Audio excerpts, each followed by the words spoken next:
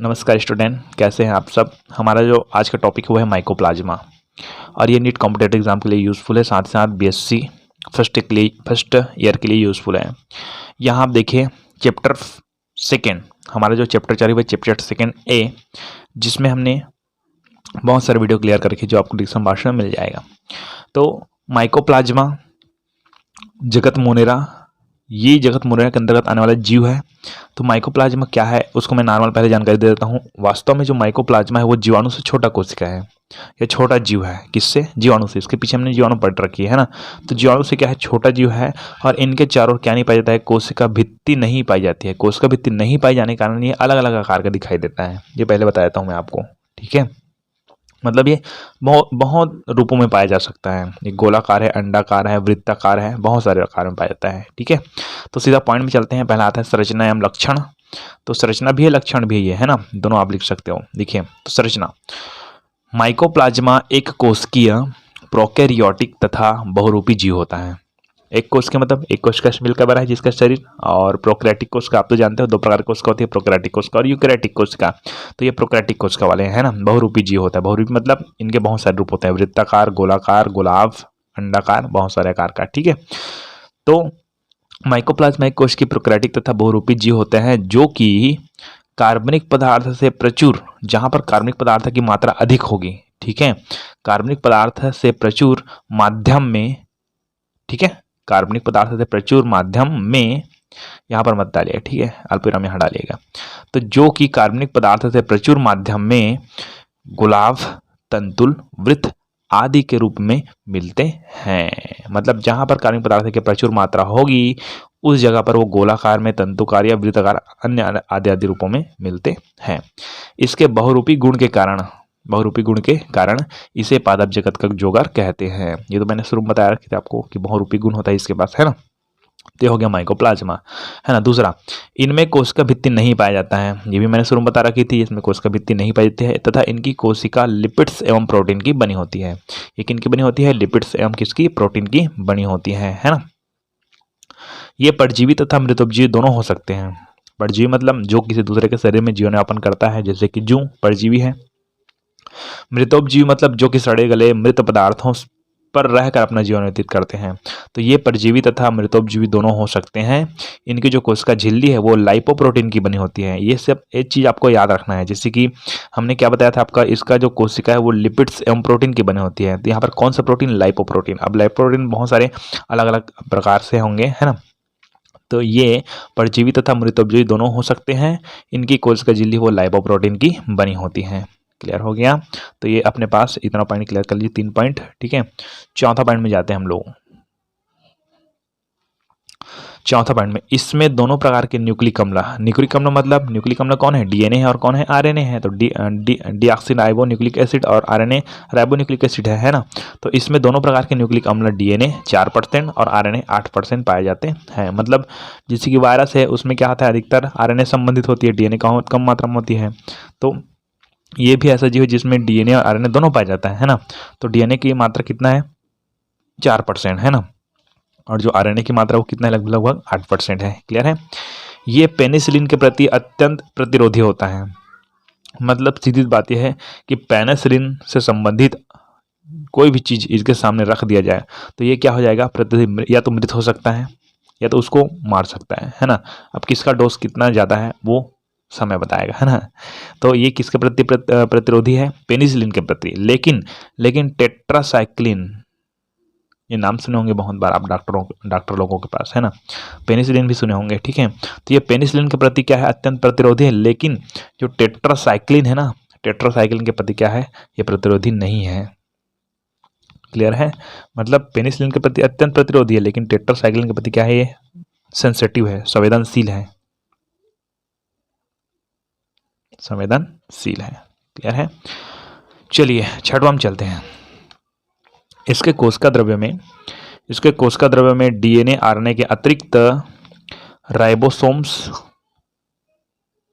तो यहाँ पर मैं छोटा मैं क्या बना देता हूँ? राइबोसोम बना देता हूँ। राइबोसोम तथा घुलनशील प्रोटीन तो ये पूरा घुला हुआ है, घुलनशील प्रोटीन, सोल्यूबल प्रोटीन। इनके कोशिका द्रव्य में डीएनए आरएनए के अतिरिक्त ये जो लंबा सा दिख रहा है ना, ये दिख रहा है क्या, रस्सी के समान, ये आपका डीएनए है ना। और आरएनए की मात्रा होती है कहीं कहीं पास, आरएनए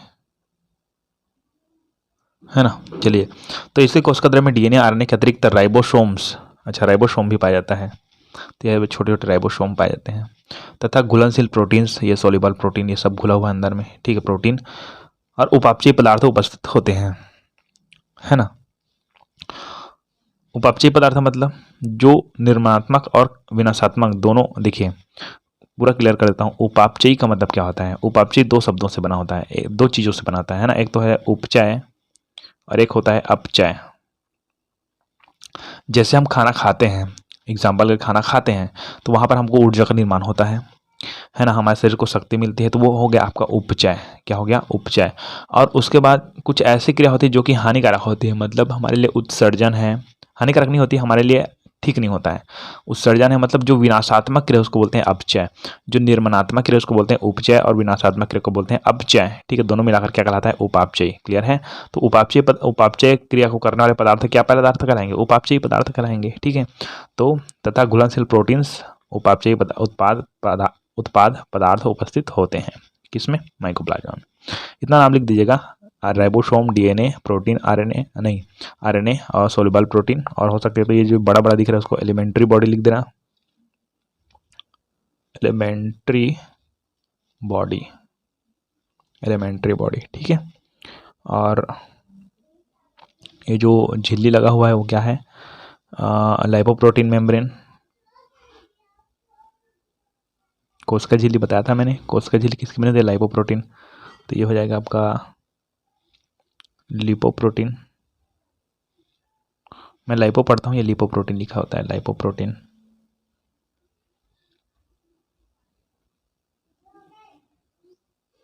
ठीक है, ओके। सातवां, इसका अमाप 303 एंगस्ट्रॉन्ग से 500 एंगस्ट्रॉन्ग होता है, ये तो क्लियर है आपको। सातवां, इस पर आठवां, यह छोटी कोशिकीय जीव है, इसकी वृद्धि एवं प्रजनन 1 से 3 घंटे में पूर्ण हो जाती है। बस इसका जो प्रजनन है वो केवल 1 से 3 घंटे में क्या हो जाती है? पूर्ण हो जाती है। क्लियर है? तो ये हो गया माइकोप्लाज्मा की संरचना। आगे हम लोग चलते हैं माइकोप्लाज्मा में प्रजनन। माइकोप्लाज्मा में प्रजनन कैसा होता है? एकदम सिंपल सी तरीके हैं, देखिए। माइकोप्लाज्मा में प्रजनन की क्रिया कलिकायन तथा विखंडन के द्वारा होता है। विखंडन मतलब टूटना। क्या होता है? टूटना। मान लो जाए ये एक बॉडी है, अब इसके अंदर में बहुत सारे और बॉडी निर्मित हुए हैं, 4 निर्मित हुए हैं, तो चारों क्या हो जाएंगे? अलग अलग टूट जाएंगे और अलग नए जीव का क्या करेगा? निर्माण करेगा। सीधी बात है ना। तो इसको बोलते हैं विखंडन। क्या बोलते हैं? विखंडन। अब हमारे पास क्या है? द्विविखंडन। क्या है? द्विविखंडन। तो द्विविखंडन मतलब केवल 2 भागों में बांटना, ठीक है ना। कलिकायन क्या होता है? जैसे कि ये कोई जीव है, कोई क्या है? जीव है। इस जीव से थोड़ा सा ऐसे उभार निकलेगा। क्या निकलेगा? उभार। ये उभार थोड़ा विकसित हो जाएगा, मतलब यही क्या कहलाएगा? आपका कलिका। क्या कहलाएगा? कलिका। और यही जो कलिका है वो उस मुख्य जीव से अलग हो जाएगा, तो यहाँ अलग अलग हो गया, और ये एक नए जीव का क्या करेगा? निर्माण करेगा। इसको बोलते हैं हम लोग कलिकायन, ठीक है। जिसको हम लोग क्या बोलते हैं? मुकुलन भी कह सकते हैं। मुकुलन, ये जो बोल रहा हूँ वो मुकुलन ही है ना। लेकिन कलिकायन मतलब क्या होता है? एक्चुअली में कलिका का निर्माण करना। जैसे कि ये यहाँ से काट देते हैं, इसको काट देते हैं, काटने के बाद ये जो बचता है, कली बचता है, कली, उस कलिकायन से नए जीव का क्या होता है? निर्माण होता है। क्लियर है? मुकुलन और कलिकायन लगभग लगभग समान है। ओके, हाँ। आप लोग जब 12वीं जाओगे तो कलिकायन पढ़ोगे, ठीक है। कलिका के द्वारा नए पौधे का निर्माण, है ना। तो माइकोप्लाज्मा में प्रजनन की क्रिया कलिकायन तथा द्विविखंडन के द्वारा होती है। माइकोप्लाज्मा लेड लेवी, ये एक प्रजाति का नाम है माइकोप्लाज्मा का। तो माइकोप्लाज्मा लेड लेवी में प्रजनन की क्रिया का अध्ययन किया गया है। यहाँ पर जो चित्र बताऊंगा किसका है? माइकोप्लाज्मा लेड लेवी, है ना। तो माइकोप्लाज्मा में प्रजनन की क्रिया कलिकायन तथा द्विखंडन के द्वारा होती है, ये तो क्लियर हो गया, है ना। माइकोप्लाज्मा लेड लेवी में प्रजनन की क्रिया का अध्ययन किया गया है। इसके प्रजनन एवं जीवन चक्र में 4 अवस्थाएं बनती है।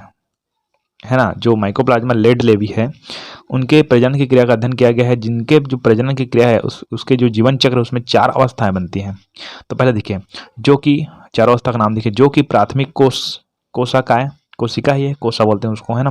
तो जो कि प्राथमिक कोशिकाएं, द्वितीयक कोशिकाएं, तृतीयक कोशिकाएं और चतुर्थ कोशिकाएं कहलाती है। देखिए यहाँ पर क्या बोला मैंने कि इनके प्रजनन एवं जीवन चक्र में 4 अवस्थाएं बनती हैं। उस चारों अवस्थाओं को क्या बोलते हैं? 4 अवस्थाएं बनती है, जो कि प्राथमिक कोशिकाएं, द्वितीयक कोशिकाएं, तृतीयक कोशिकाएं, चतुर्थ कोशिकाएं कहलाते हैं, है ना। ये हो गया आपको बात। आगे अब हम समझ लीजिए एलिमेंट्री बॉडी, इंटरमीडिएट सेल। देखिए प्राथमिक कोशिका, द्वितीयक कोशिका, तृतीयक कोशिका और चतुर्थक कोशिका, है ना। यहाँ शुरू हो जाएगा आपका। सबसे पहले तो मैं यहाँ पर बनाता हूँ मुख्य रूप से एक माइकोप्लाज्मा, है ना। आइए चारों अवस्था बताऊंगा, प्राथमिक कोशिका का है, द्वितीयक कहाँ है, तृतीयक कहाँ है और चतुर्थक कहाँ है, ठीक है। तो अब यहाँ से शुरू कर देते हैं आप कि सर्वप्रथम प्राथमिक कोशिका काय बढ़कर द्वितीयक कोशिका काय, मध्यस्थ कोशिका काय में परिणित हो जाती है। चलिए, तो सबसे पहले तो ये क्या है आपका, क्या है, माइकोप्लाज्मा। यहाँ पर बनते हैं सबसे पहले एलिमेंट्री बॉडी, प्राथमिक कोशिकाएं। तो ये सब जन क्या है, एलिमेंट्री बॉडी,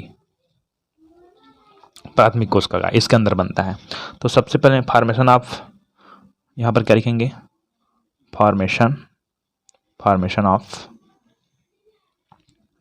एलिमेंट्री बॉडीज। ये फॉर्मेशन ऑफ एलिमेंट्री बॉडीज, ये फॉर्मेशन ऑफ एलिमेंट्री बॉडीज में से मैं एक को ले रहा हूँ, ठीक है। एक मैं ले रहा हूँ क्या, एलिमेंट्री बॉडी। तो ये हमारे पास एक प्राप्त हो गया क्या, एलिमेंट्री बॉडी। ये पूरा माइकोप्लाज्मा है, इसमें एलिमेंट्री बॉडी निर्मित हो रही है, ठीक है। तो एलिमेंट्री बॉडी ये देख लेते हैं, तो इसको बोलते हैं हम लोग एलिमेंट्री बॉडी, प्राथमिक कोशिकाएं, ठीक है। अब प्राथमिक कोशिका से क्या बनता है बोला मैंने, द्वितीयक कोशिकाएं, ठीक है। तो यहाँ पर जो बनेगा इससे थोड़ा सा विकसित, थोड़ा सा बड़े बना देना इसको, है ना। तो ये क्या हो जाएगा आपका, इंटरमीडिएट सेल।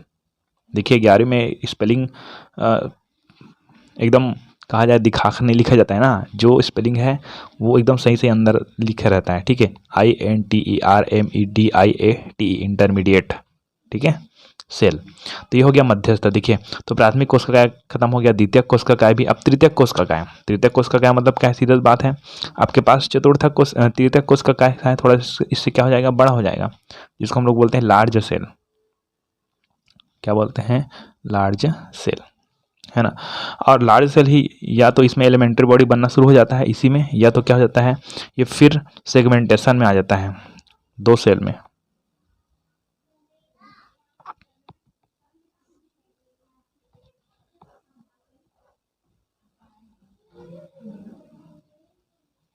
ओके चलिए देखिए, तो यहाँ पर क्या बोला कि सर्वप्रथम प्राथमिक कोशिका का ही बढ़कर, ये प्राथमिक कोशिका का ही बढ़कर, ये प्राथमिक कोशिका का बढ़कर ही द्वितीयक कोशिका में या मध्यस्थ कोशिका में परिणित हो जाती है। द्वितीयक कोशिका से तृतीयक अवस्था, द्वितीयक कोशिका से तृतीयक अवस्था अर्थात लार्ज सेल बॉडी बनता है। द्वितीयक अवस्था से तृतीयक अवस्था अर्थात लार्ज सेल बॉडी बनता है, जिसके अंदर प्राथमिक या प्रारंभिक कोशिका बनते हैं। जिसके अंदर क्या होता है, फिर से यहाँ पर देखो, प्राथमिक कोशिका या प्रारंभिक कोशिका बनते हैं, जो कि बाहर निकलकर नए कोशिका में फिर क्या होते हैं, परिणत हो जाते हैं। तो क्या हो गया, अब आप सोचोगे कि यहाँ पर चतुर्थक कोशिका कहाँ गया, तो ये जो एलिमेंट्री बॉडी है ना, ठीक है, ये एलिमेंट्री बॉडी है वो निकलता है, वही हमारे चतुर्थक कहलाएगा। अब आप सोचोगे इसको तो आपने प्राथमिक बोला, तो चलिए यहाँ ये कौन है, ये क्या है आपका, एक क्या है अपने पास, माइकोप्लाज्मा। यहाँ से एलिमेंट्री बॉडी निकलता है, वो क्या हो गया, प्राथमिक हो गया। क्या हो गया, प्राथमिक। ये हो गया द्वितीयक, ये हो गया क्या है, तृतीयक। तो तृतीयक में ही फिर से क्या होता है, शुरू हो जाता है, क्या बनना शुरू हो जाता है, एलिमेंट्री बॉडी। तो जो एलिमेंट्री बॉडी बनेगा तो वो क्या लाएगा आपका, चतुर्थक। क्या कहलाएगा, चतुर्थक। लेकिन यहाँ से शुरू कर देते हैं, इसलिए इसको हम लोग क्या बोल देते हैं, पहला। तो यहाँ पर बना है मतलब वो चतुर्थक की तरह कार्य करेगा, ठीक है। जब यहाँ से बाहर निकल जाता है तो फिर से वो पहला हो जाता है। समझ आया, नहीं आया? ये पहला है, ये दूसरा है, ये तीसरा है, ये चौथा है, ये पांचवा है, ये छठवां है, ये सातवां है, ये आठवां है। अब इसको मैं नौवां थोड़ी बोलूँगा, 1 2 3 4 5 6 7 8, इसको 9वां थोड़ी बोलूँगा, मैं क्या बोलूँगा, फिर से पहला बोलूँगा, पहला दूसरा तीसरा चौथा पाँचवा छठवां सातवां आठवां नौवां, ऐसा। ये पहला दूसरा तीसरा चौथा पाँचवा छठवां सातवां सातवां आठवां नौवां, तो ये 8वां हो गया। क्या हो गया? 8वां। अब आपको पूछा जाए कि इसको पहला बोलते, इसको 8वां बोलते हो। चलो अब मैं यहाँ से शुरू करता हूँ, तो शुरू करो। 1 2 3 4 5 6 7 8, अब ये 8वां हो गया। तो ये यही सिचुएशन है कि गोल जब रहता है तो हमको पता नहीं चलता ये पहला है कि ये 8वां है, ठीक है ना। लेकिन ये पहला है, दूसरा है, ये तीसरा है, और यहाँ पर अंदर बनता है वो क्या है, उसका चौथा बॉडी है, ठीक है। ओके, समझ आ गया। तो ये तो हो गया आपके पास। अच्छा, एक चीज़ और बताया था मैंने आपको कि कलिकायन तथा द्विविखंडन, ये द्विखंडन भी हो सकता है, दो भागों में कहा सकती है, ऐसे विखंडित हो सकती है, ठीक है, दो भागों में विखंडित हो सकती है, और दो भागों में विखंडन में के फलस्वरूप भी फिर क्या हो सकता है, नए दो जीव का क्या हो सकता है, निर्माण हो सकता है, ये दोनों का, ठीक है। लेकिन एक्चुअली में क्या होता है कि इसके अंदर एलिमेंट्री बॉडी बनते हैं, इसके अंदर क्या बनते हैं, एलिमेंट्री। अब ये दो भागों में बढ़ गया, तो दो भागों में बढ़ गया, तो ये फिर एक को एक मानेंगे, इसको एक मानेंगे, इसको फिर एक मानेंगे, तो दो जने हो गए हमारे पास। तो एक जने से फिर नया जीव का निर्माण करेगा, छोटे छोटे एलिमेंट्री बॉडी बनेगी इसके अंदर भी छोटे छोटे एलिमेंट्री बॉडी बनेंगे, ठीक है। तो यहाँ पर ये क्लियर हो गया आपको, क्या, माइकोप्लाज्मा में प्रजनन। हाँ, तो एक बार फिर बताता हूँ कि सर्वप्रथम प्राथमिक कोशिका ही बढ़कर द्वितीयक कोशिका में परिणत हो जाती है, प्राथमिक कोशिका द्वितीयक कोशिका में परिणत हो जाती है, द्वितीयक कोशिका से तृतीयक अवस्था, द्वितीयक कोशिका से तृतीयक अवस्था, ठीक है, बनती है, जिसके अंदर प्राथमिक एवं प्रारंभिक कोशिका बनती है, जिसके अंदर क्या बनता है, प्राथमिक एवं प्रारंभिक कोशिका बनती है, जो कि बाहर निकलकर, ये सब बाहर निकलता है, ठीक है, नए जीव का क्या करता है, निर्माण होता है ना। ओके, वो नए जीव का जो निर्माण हो रहा है ना, एक्चुअली में वही क्या है, आपका चतुर्थक अवस्था है। कौन सा अवस्था है, चतुर्थक अवस्था है, ठीक है। अब नए जीव का निर्माण हो गया, फिर एलिमेंट्री बॉडी बन गया, तो वही फिर एलिमेंट्री बॉडी फिर विकसित होते होते जाएगा, बस ऐसे चक्र चलते जाएगा पटाखे, है ना। तो ये हो गया आपका माइकोप्लाज्मा। और इसके बाद आता है आपका माइकोप्लाज्मा के द्वारा होने वाले रोग। पुस्तक में पॉइंट है माइकोप्लाज्मा के द्वारा होने वाले रोग, तो बहुत सारे रोग हैं, पादप रोग है ना, बैगन में रोग है, तो ये सब पादप में रोग उत्पन्न करते हैं। एक्चुअली में पादप जगत में नहीं आता है, लेकिन उसको पादप जगत का जोकर कहते हैं, मैंने आपको शुरू में बता रखी थी, है ना, कि अलग अलग। रुकिए, मैं एक चीज़ बताना है आपको कि ये गुलाब, तंतुल, वृत्त आदि आकार में रूप में मिलते हैं, सब बताया था मैंने, ठीक है। बहुरूपी कारण से पादप जगत का जोकर कहते हैं। तो ये पादप जगत का अंतर्गत नहीं आता है, ये जो जीव है वो कहाँ आता है, मुनेरा जगत के अंतर्गत है, लेकिन रहता कहाँ है, पादप जगत में रहता है। रहता कहाँ है, पादप जगत में रहता है, इसलिए इसको पादप जगत जोकर कहते हैं, लेकिन आता किसमें है, मुनेरा जगत में, ठीक है, समझ आ गया। तो माइकोप्लाज्मा। अब आगे आता है, लास्ट आता है आपका रिकेट्सिया। तो रिकेट्सिया में ज़्यादा कुछ आपको देखने की ज़रूरत नहीं है, बस इतना समझना, ये भी एक प्रकार से नॉर्मल क्या है, जीव है। ये जीव रक्त चूसने वाले कुछ कीटों जैसे कि जूं, टिक्स, माइट्स, MITES माइट्स आदि के शरीर में अंतःपरजीवी के रूप में पाए जाते हैं। जो जितने सारे जो जीव हैं, कीट है, उसके जो शरीर उसमें अंतःपरजीवी के रूप में क्या होते हैं, पाए जाते हैं। तो इनका जो आकार होता है, इनका आकार है जीवाणु के समान ही होता है। इसके जस्ट पीछे हमने जीवाणु क्लियर कर रखी है, आपने देखा होगा। तो इसका आकार है जीवाणु के समान होता है। ये मनुष्य में राकी पर्वत का चित्रीदार ज्वर, क्या बोलेंगे, राकी पर्वत का चित्रीदार ज्वर, टाइफस, क्यू ज्वर और रिकेट्सियल पॉक्स रोग उत्पन्न करते हैं। क्लियर है। तो ये आपका रिकेट्सिया है, क्या है, रिकेट्सिया। ये ज़्यादा इंपॉर्टेंट नहीं है। तो इस तरह से आपका ये माइकोप्लाज्मा क्लियर हो गया, ठीक है। Thank you.